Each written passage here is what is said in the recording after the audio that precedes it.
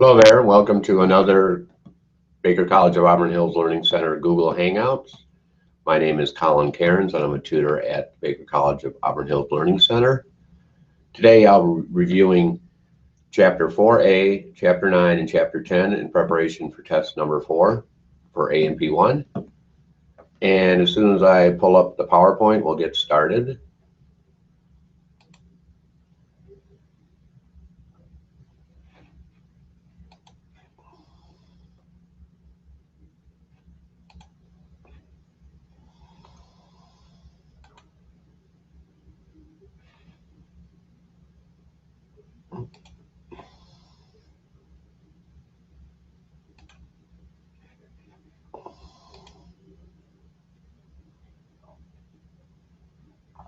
As soon as I can get there. Here we go. So first we're going to talk about cellular respiration. Cellular respiration is all about ATP molecules. The adenosine triphosphate carries energy in a form that the cell can use. And each ATP molecule has 3 parts: an adenine molecule, a ribose molecule, and 3 phosphate molecules in a chain. The energy transferred from cellular respiration is used to reattach the phosphate into the chain, and then the phosphate chain is broken. The energy transferred and utilized by metabolic reactions after that chain is broken. Cellular respiration is a series of reactions. Glycolysis, which does not require oxygen, so it's anaerobic. And then you have citric acid cycle, the Krebs cycle, and the electron transport chain. Those are aerobic reactions. Cellular respiration produces carbon dioxide, water, ATP, which is a form of chemical energy, and heat. The anaerobic reactions produce very little ATP. Most of the ATP is produced in the aerobic reactions. So glycolysis is pretty complicated. It's a series of 10 reactions. What it does is break down glucose into 2 pyruvic acid molecules.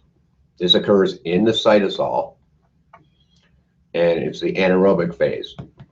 It yields only 2 ATP molecules per every glucose molecule. Now, there's 3 main events of this cycle: phosphorylation, the splitting, and the reduction of NADH and ATP. So the first event is the phosphorylation. 2 phosphates are added to the glucose. That requires ATP. And when it happens, the ATP is broken down to the ADP. So now we have fructose with 6 diphosphates, and then that splits in half. So you have the dihydroxyacetone phosphate and the glyceraldehyde phosphate. And then phase 3 is oxidation and formation of ATP and the release of high energy electrons. Eventually, we have the 6 carbon split to 3, and then we have the 4 ADPs transferring their energy and forming ATP.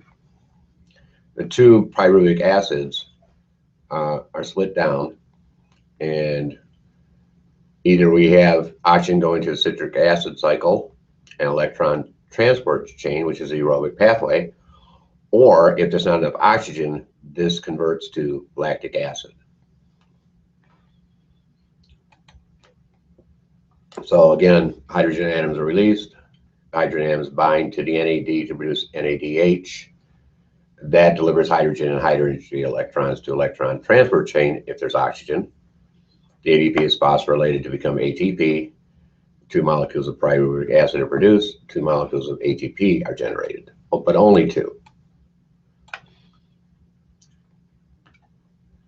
And if oxygen is not available, the electron transport system cannot accept new electrons from the NADH, and that pyruvic acid is converted to lactic acid.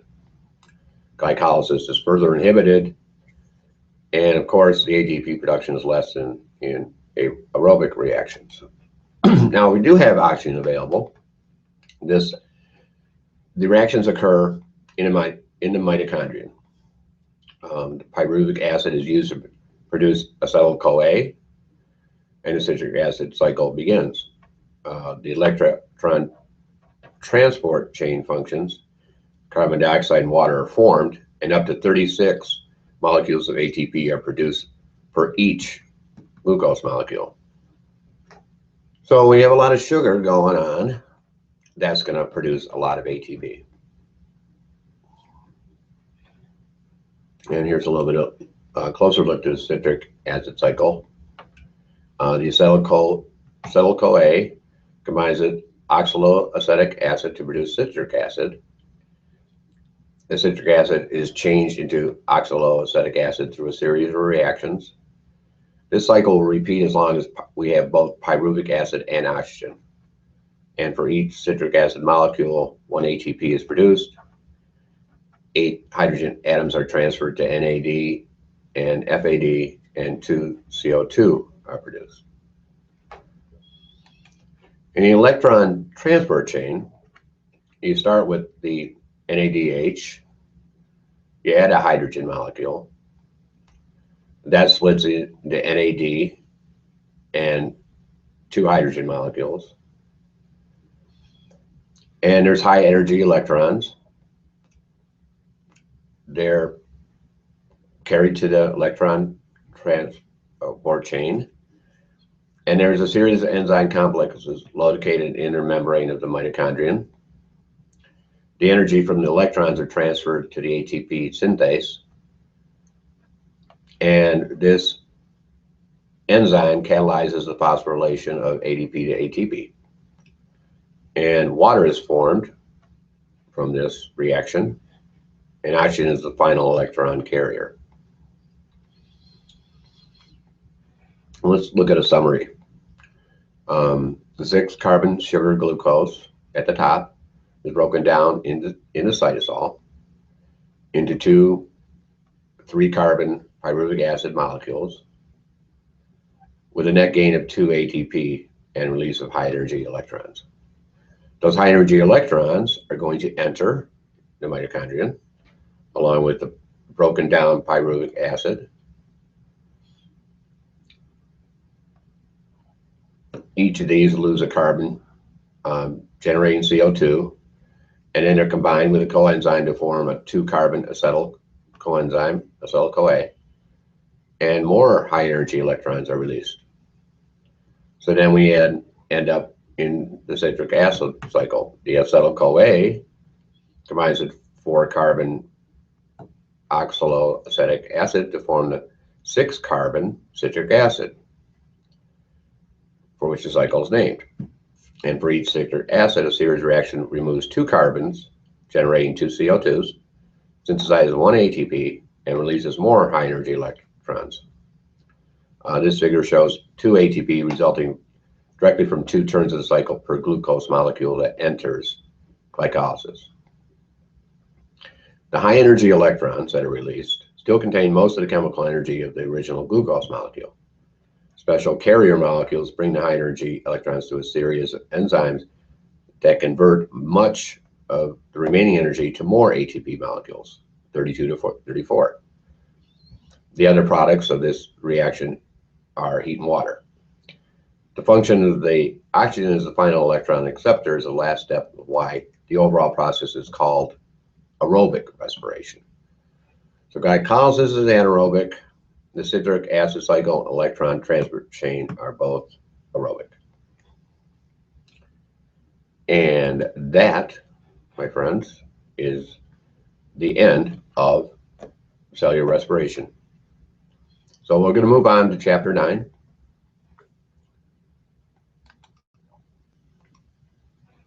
And I'm going to open chapter 9.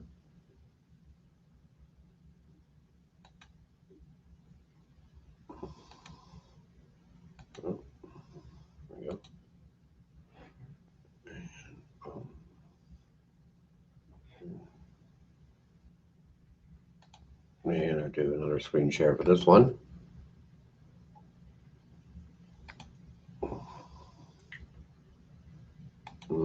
Get out. Chapter 9. We're talking about muscle tissues in Chapter 9. There are 3 types: skeletal muscle, cardiac muscle, and smooth. Skeletal muscle is usually attached to bones. It's voluntary, which means you can move your skeletal muscles around. Somatic, that means you have to have motor impulses. And it's striated or striped. Cardiac muscle is in the wall of the heart. It's involuntary. You cannot control your heart muscle. So it's considered autonomic, and it's striated. And then there's smooth muscle, which is the walls of most viscera, blood vessels, and skin. It's also involuntary, autonomic, and not striated.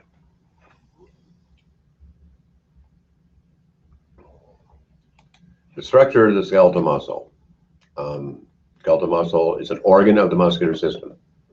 There's skeletal muscle tissue, there's nervous tissue, there's blood, and there's connective tissues. Those are the 4 types of tissue in an organ of the muscular system called skeletal muscle.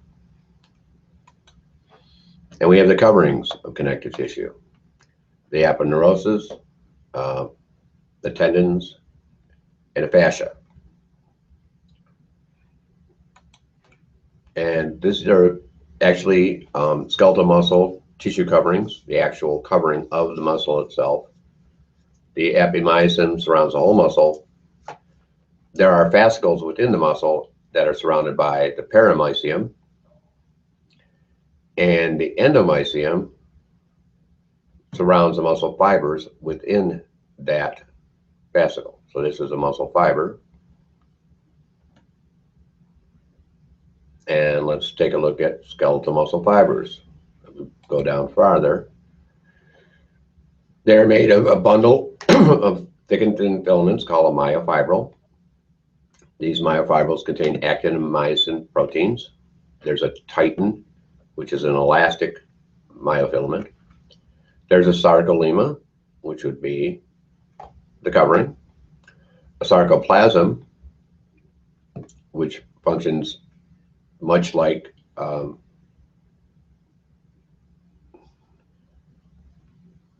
endoplasmic reticulum. A myofibril, which is a single unit, and actin filaments, myosin myofilaments. There's a sarcomere and a sarcoplasmic reticulum, transverse T-tubules, a triad. It's called the cisternae of the SR with the T-tubule. And here's a closer look. As you can see, the thick filaments and the thin filaments.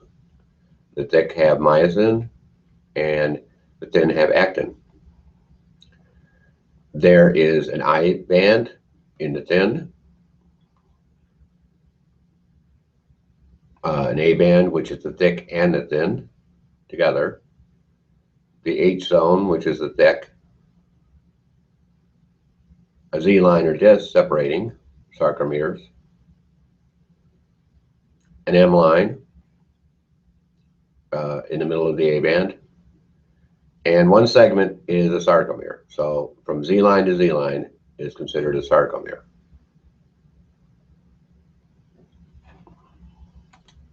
Okay, so we're going to talk about the thick and thin myofilaments. The thick are composed of myosin protein. They will form cross bridges with the thin filaments. The thin filaments are composed of actin. They're associated with troponin and tropomyosin proteins. The tropomyosin looks like a winding band that surrounds the troponin. And normally during relaxation, it just covers the troponin. But if we have muscle contraction, something happens. The contraction results from a movement within the myofibrils in which the actin and myosin filaments slide past one another, shortening the sarcomeres. Now, this has to take place in response to a stimulus and a message received from a neurotransmitter from a motor neuron. So what's going to happen is we have vesicles carrying neurotransmitters, and they're going to break open, and acetylcholine is going to cross the gap or the synaptic cleft, and it's going to meet the end plate of the sarcolemma right here,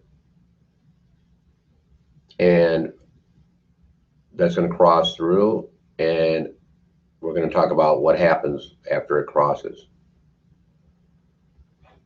Let's see if my animation works today. Does it?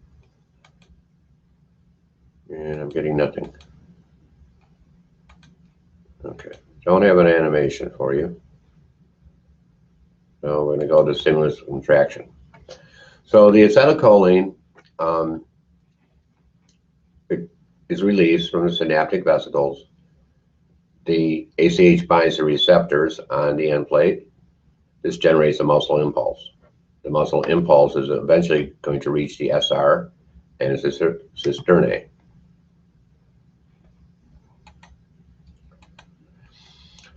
The muscle impulses causes the sarcoplasmic reticulum to release calcium ions into the cytosol.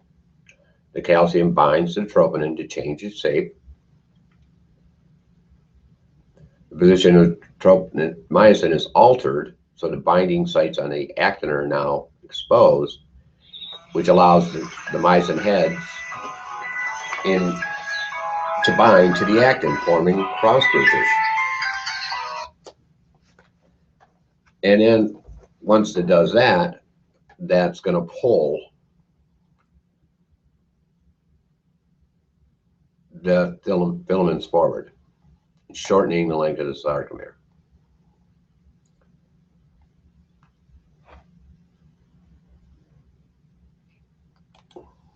When the sarcomere is shortened, the thick and thin filaments slide past one another. As you can see, these filaments, the thin ones, are moving toward the center, shortening the sarcomere. The H zones and I bands narrow, and Z lines move closer together. The thick filaments do not contract. They do not themselves contract at all. They do not move closer together. They stay the same length throughout the whole process. So we have myosin head attaching to the actin binding site, forming a cross bridge. That cross bridge pulls the thin filament. ADP and phosphate are released from myosin. The new ATP binds to myosin, which causes the linkage between actin and myosin to break. The ATP splits, and the myosin cross bridge goes to the original position. What causes this is calcium from the sarcoplasmic reticulum exposing the binding sites. And when the calcium is released, active transport back into the sarcoplasmic reticulum makes the myosin binding sites unavailable. So that allows for relaxation. And I'm not even going to try this animation because it's not going to work, unfortunately. So what causes the relaxation? Acetylcholine esterase, which is an enzyme, rapidly decomposes the ACH remaining in the synapse, and this allows the muscle impulse to stop. Stimulus to sarcolemma muscle fiber membrane ceases, the calcium moves back into the sarcoplasmic reticulum, the myosin actin binding is prevented, and the fiber relaxes. And I'm not even going to bother. Okay, so let's talk about the energy sources for contraction. We have two energy sources: creatine phosphate and cellular respiration. Creatine phosphate will store energy that quickly converts ADP to ATP. So when we have cellular ATP high, the creatine leaves and the ATP is allowed to be broken down into ADP. When it's low, the creatine converts the ADP into ATP. And I wish I could go over this, but I can't. And we talked about earlier chapter, in chapter 4A, cellular respiration, the anaerobic phase. It's called glycolysis, occurs in the cytoplasm and produces little ATP. And then the aerobic phase is in the citric acid cycle, an electron transport system occurring in the mitochondria, produces most of the ATP, 34 up to, and the myoglobin will store extra oxygen. That's just a brief overview again. Now, oxygen debt. We're going to look at this. That's the amount of oxygen needed by liver cells to use the accumulated lactic acid to produce glucose and to restore muscle ATP and creatine phosphate concentrations. If oxygen is not available, glycolysis continues and the pyruvic acid is converted to lactic acid. The liver converts the lactic acid to glucose. However, the liver needs oxygen. And if liver has to have oxygen, the muscles will not have the sufficient amount of oxygen to keep going. So at a point, the muscles cannot contract and relax as fast as possible. There's just a certain amount of fatigue that will set in.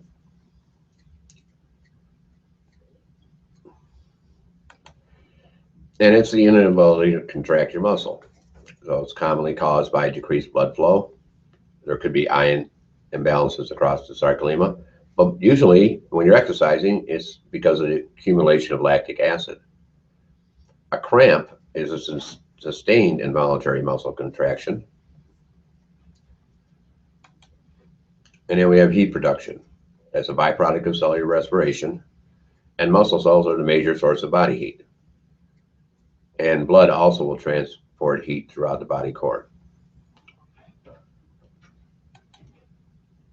So muscle contraction can be observed by removing a single skeletal muscle fiber and connecting it to a device that senses and recorded changes in the overall length of the muscle fiber. Now let's talk about threshold stimulus. That's the minimal strength required to cause a contraction.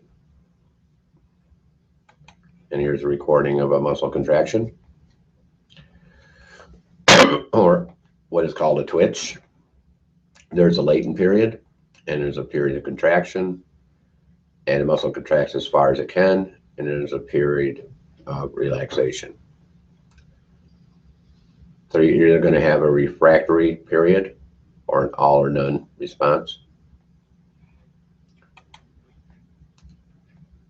And here we have the length tension relationship. This is a muscle that's overly shortened. Here's the optimal length, and this is overly stretched.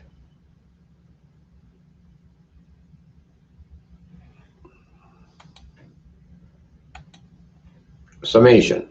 I don't know if you guys cover this much. It's a process by when individual twitches combined, and you can either have sustained contractions. Those can lead to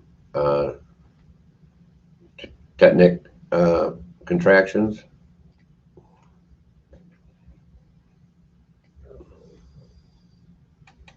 And recruitment of motorists. I know we did not cover recruitment. And we did do this. Well, you should know that muscle tone is a continuous state of partial contraction. So your muscles have to be partially contracted at all times, or you will not have any tone.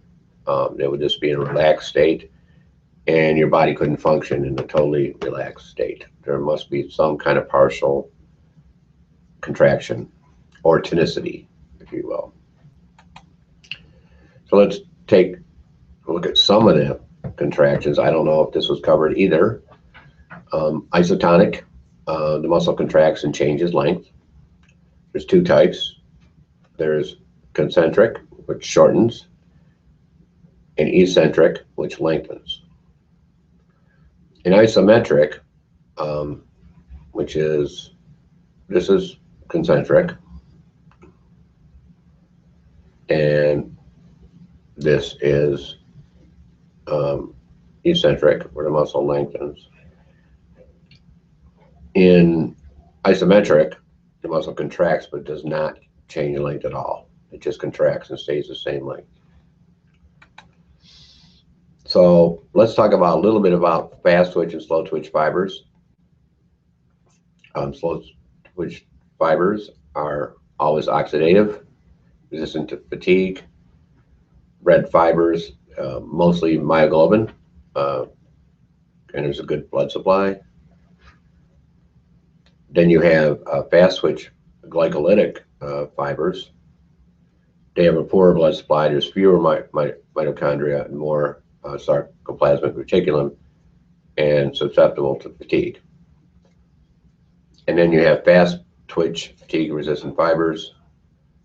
They're called intermediate fibers. Oxidative. They have an intermediate amount of myoglobin, pink to red in color, and resistant to fatigue. So you might want to know where some of these are located in the body.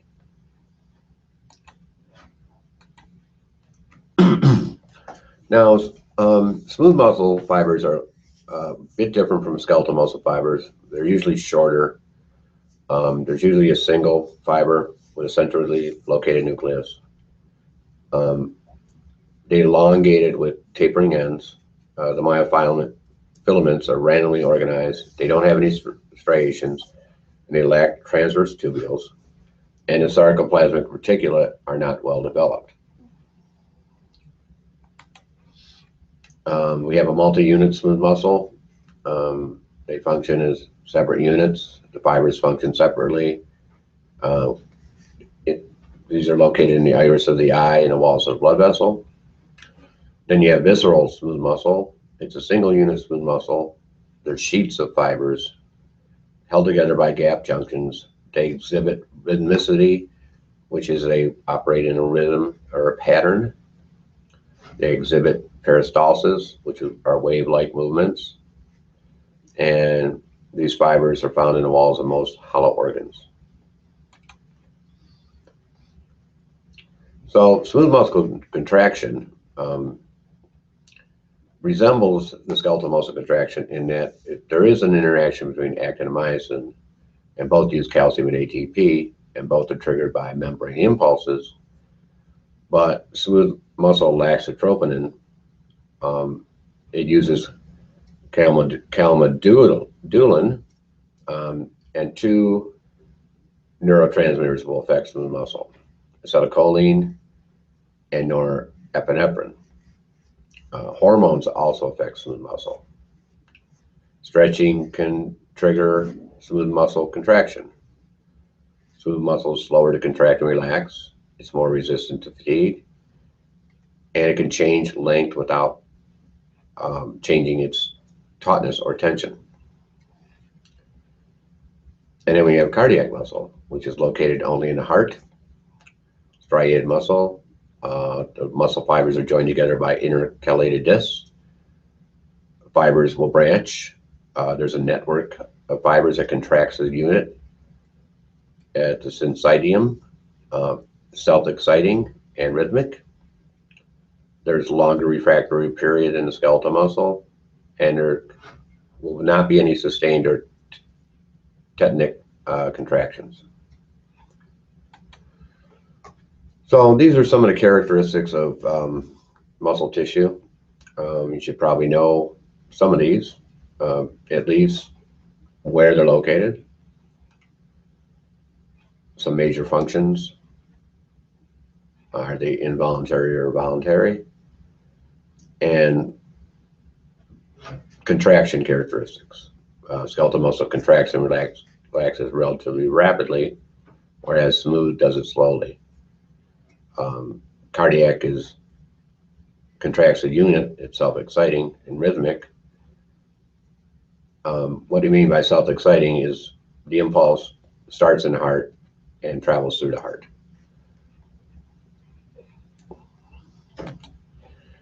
Okay, skeletal muscle actions. Skeletal muscle generate a great variety of body movements.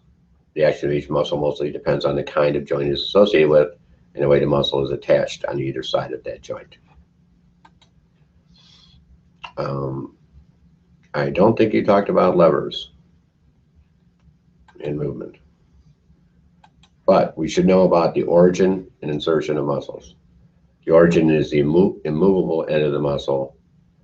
The insertion is the movable part.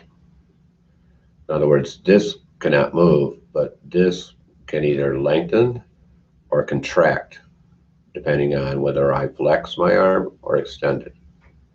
But this will not move at all. And you should know the difference between a prime mover or agonist, which is primarily responsible for the movement, the synergist, which can assist the prime mover, and the antagonist. That contraction causes movement in the opposite direction of the prime mover. And those are your major skeletal muscles, but you covered this in lab, so we won't go through it. And there's muscles, facial expression, mastication, and a little bit about T and J. These are the muscles of the head that move the head and vertebral column. I'm not going to go through that either. All this is from your lab. And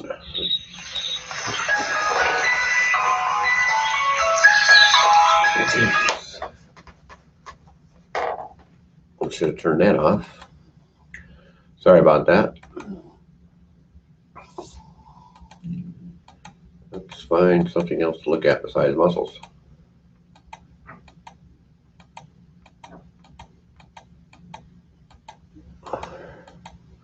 Okay, lifespan changes. Myoglobin, ATP, and creatine phosphate decline. By age 80, half of your muscle mass is atrophied or shrunken. Adipose cells and connective tissue are going to replace the muscle tissue that's lost. Exercise helps to maintain muscle mass and function. Well, let's go over the important points. Introduction, lists the various outcomes of muscle actions. Then we have the structure of the skeletal muscle. You should be able to describe the structure, name each part of a skeletal muscle fiber, and describe the functions. You should know about the neural control of skeletal muscle contraction. Identify the major events of muscle fiber contraction. List the energy sources for skeletal muscle contraction. Describe oxygen debt. How a muscle may become fatigued. You should know the difference between a twitch and a sustained contraction. Distinguish between fast and slow twitch muscle fibers. You should understand the contraction mechanisms of skeletal and smooth muscle fibers. You should be able to compare those skeletal and cardiac muscle fibers to contraction mechanisms, and explain how attachments, locations, interactions of skeletal muscles make possible certain movements. In lab, we're going to identify and locate the skeletal muscles of each body region and describe the action of each muscle, and understand lifespan changes that occur in the muscular system, and discuss how exercise can help maintain a healthy muscular system as the body ages. Okay, so that's it for 9, and we'll move on to 10.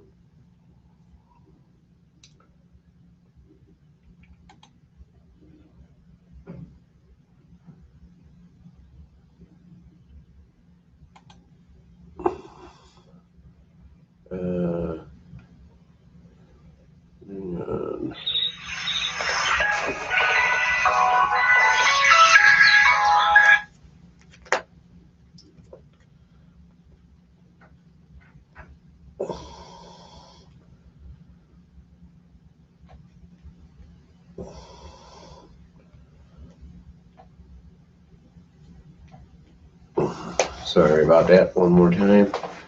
I I'm going to get 9 closed first before I can do anything here.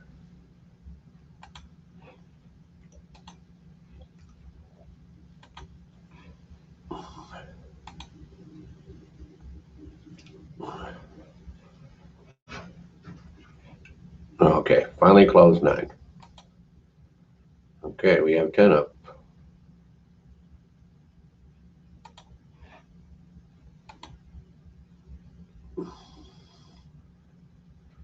Okay, let's get the screen share going. I'm having trouble with that now.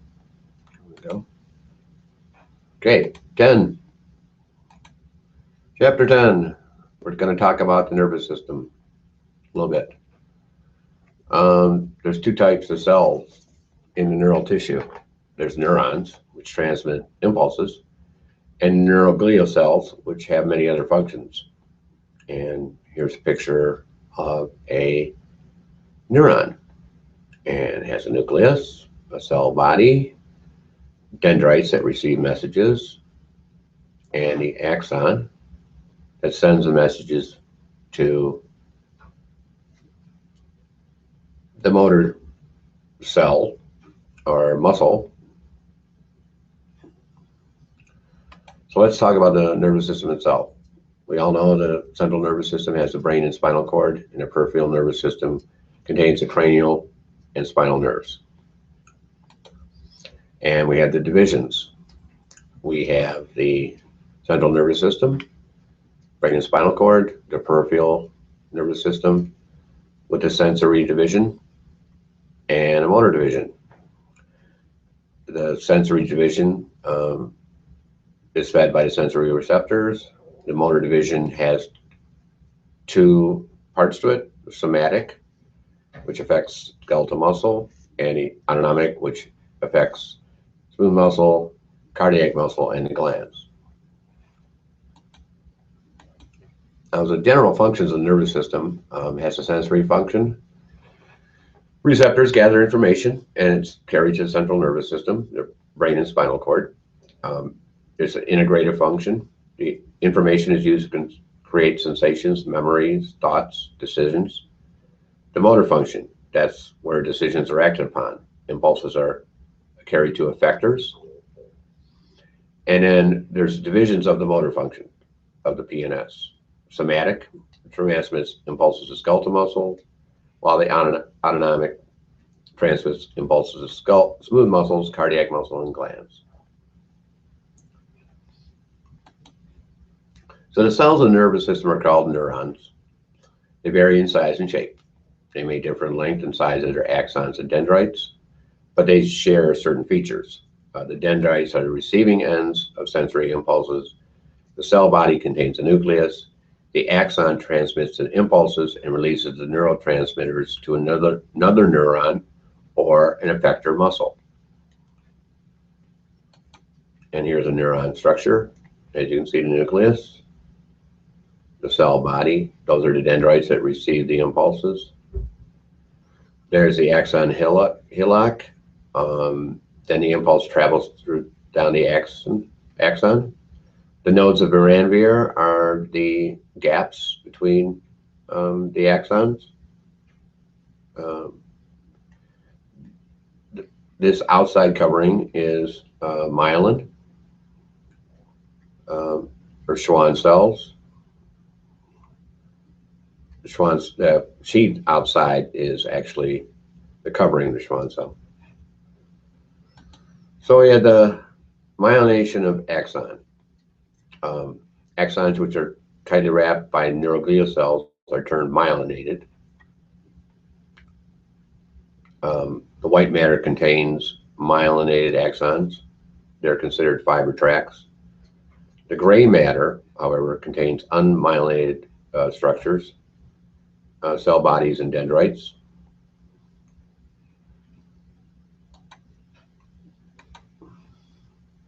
Again, neurons vary in function. They can be sensory, motor, or integrative neurons. They vary in size and shape, and in the number of axons and dendrites that they might have. Due to structural differences, neurons can be classified into 3 major groups: bipolar neurons, unipolar neurons, and multipolar neurons. I'm going to take a look at all three.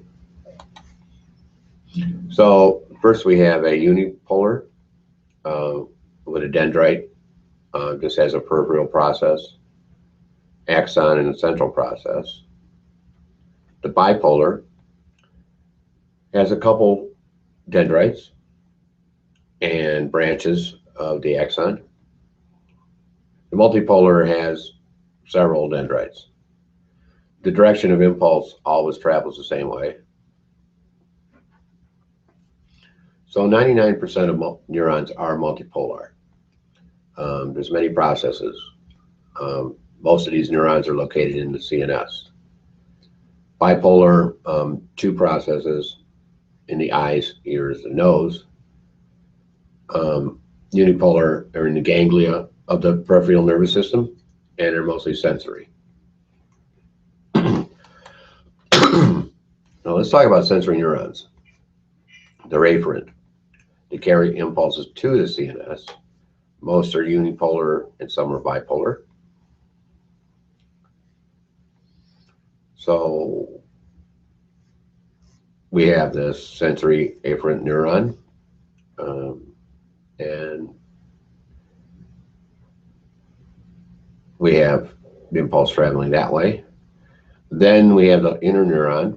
They link neurons together. They're located in CNS. And then the motor neurons, which are multipolar and carry impulses away from the CNS. They carry impulses to the effector, either the muscle or the gland. So inner neurons are integrative. Okay, so now let's talk about some of the neuroglial cells in the CNS. You have the astrocytes, which are in the CNS. They aid in metabolism of certain substances. They induce synapse formation, connect neurons to blood vessels, and are part of the blood-brain barrier. The oligodendrocytes are in the CNS. They're a myelinating cell. The microglia are in the CNS, but they're phagocytic cell. They destroy unwanted cell debris, fight off bacteria, things like that. The ependymal cells are in the CNS. They're ciliated. They line the central canal of the spinal cord, and they line the ventricles of the brain. Those are in the CNS. In the PNS, we have the Schwann cells. They produce the myelin found on the peripheral myelinated neurons, and this helps speed up neurotransmission. And then you have the satellite cells that support clusters of neuron cell bodies called ganglia. And here's a slide with some of the types of neuroglial cells. Ependymal cells with the cilia. Here's a neuron. There's astrocytes attaching neurons. Here's microglial cells that are supportive. Oligodendrocytes or Schwann cells.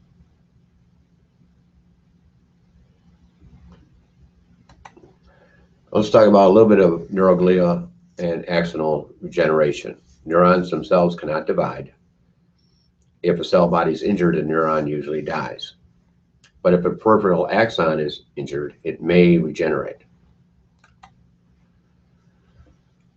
So if we have a site of injury right here, distal portion of the axon would degenerate. The proximal end regenerates into a tube of sheet cells. The Schwann cells degenerate, but then they'll proliferate, and there's a former connection will be attached from the motor neuron to the muscle cell fiber. Of course, this is in the peripheral system. This is not, we're not talking about spinal cord axons or anything like that. This is peripheral axons. Okay, a synapse is just a gap between either neuron to neuron or neuron to effector muscles or glands. So the impulse will move from a presynaptic to a postsynaptic neuron.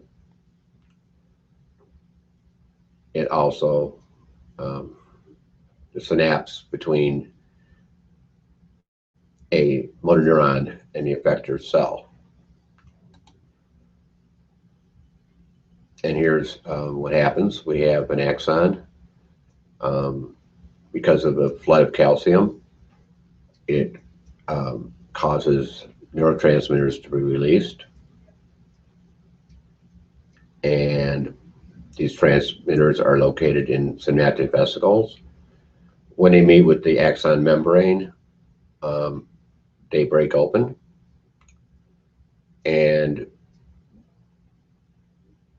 they attach to the sites on the motor end plate. And I wish I had this animation working, but of course not.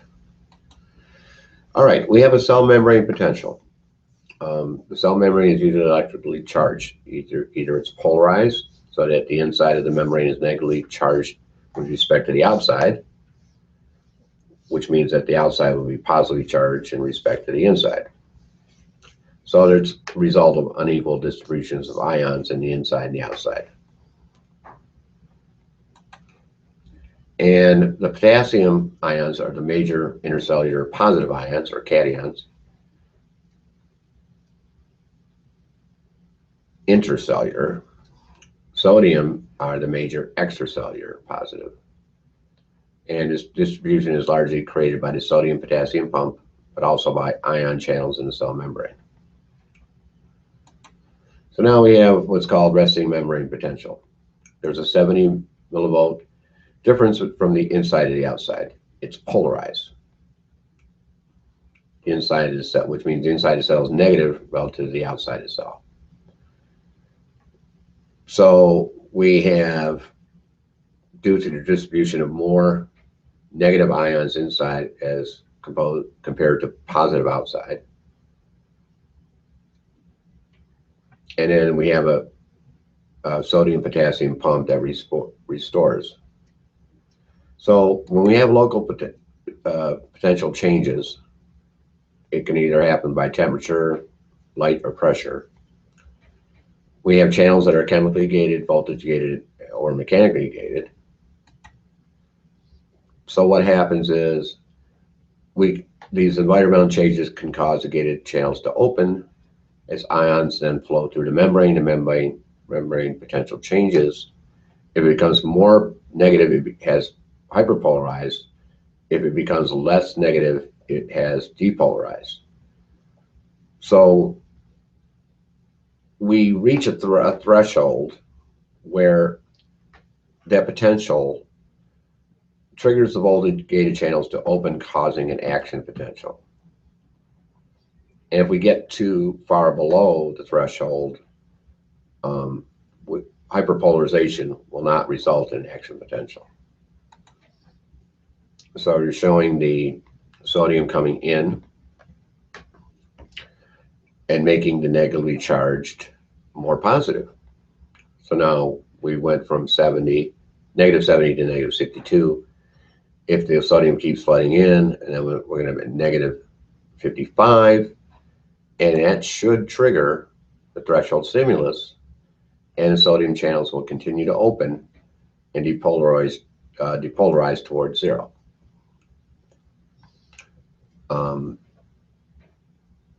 So then we have potassium leaving the cytoplasm, and the membrane repolarizes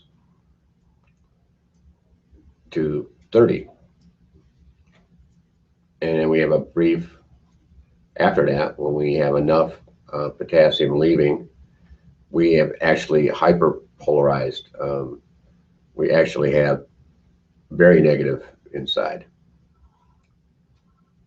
But first we need sodium to come in, and then the potassium to come out to enter the repolarization state.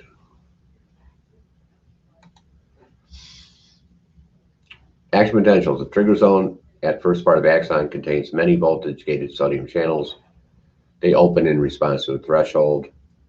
As sodium moves in, the membrane depolarizes until it reaches positive 30. Then those channels close and the potassium channels open. The potassium moves out and the membrane repolarizes. If we go below -70, the membrane will be considered hyperpolarized and will not be able to generate a new action potential. But usually active transport reestablishes the resting potential of -70 as sodium and potassium concentrations are maintained. And then we can start over again. So we have resting potential at -70. We hit the threshold at -55. And then it should trigger an action potential. And we get to positive 30. And then we start with the potassium leaving, making it negative. And if we go far enough, we'll get hyperpolarization. But then the equilibrium should be reestablished to get back to -70, so we can start over again. This all happens in milliseconds. And here's a little bit of a nerve impulse in the propagation of action potentials down the length of the axon. As you can see, the positive sodium coming in.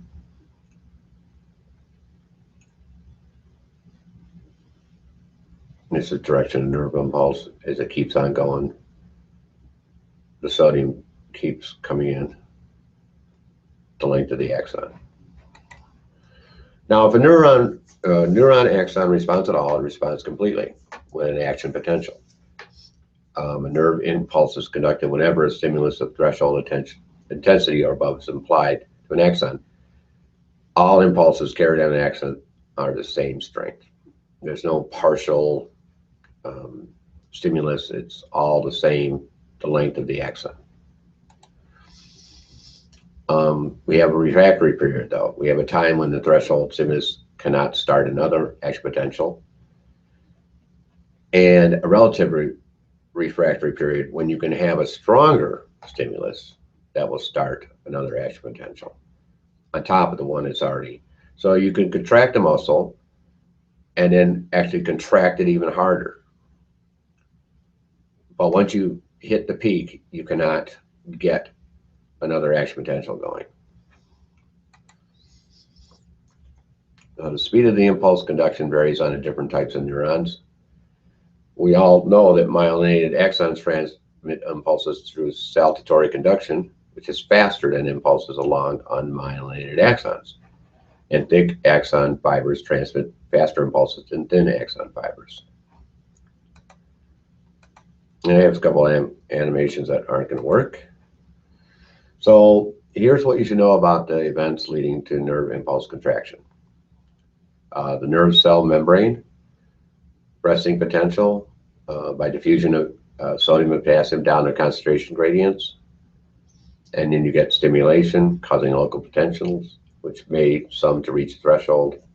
Sodium channels open, sodium ions diffuse inward, depolarizing the membrane. Potassium channels in the membrane open, but the potassium ions diffuse outward, repolarizing the membrane. So the resulting action potential causes electric current that stimulates adjacent portions of the membrane, and this potential occurs sequentially along the length of the axon as a nerve impulse.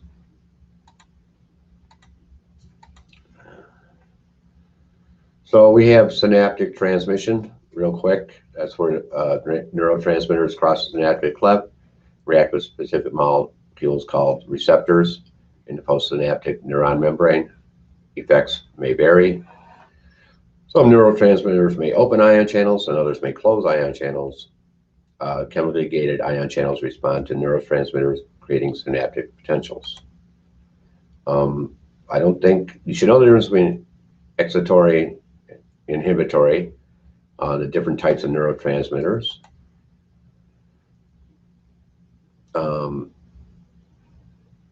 These are the different types of neurotransmitters. Acetylcholine is a neurotransmitter, and then your amines, where they're located. Norepinephrine is in the CNS and PNS. Dopamine, serotonin you have some amino acids, neuropeptides, and gases.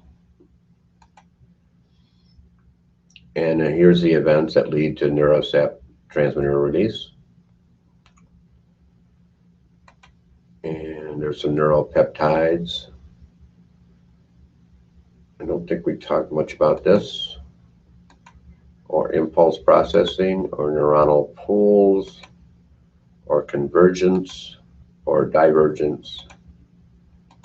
Okay, so you need to know the general functions, the two types of cell that comprise nervous tissue, the neurons and the glial cell, two major groups of nervous system organs, the CNS and the PNS, list the functions of sensory receptors, describe how the nervous system responds to stimuli, describe the parts of the neuron, the axon, the dendrites, the cell body,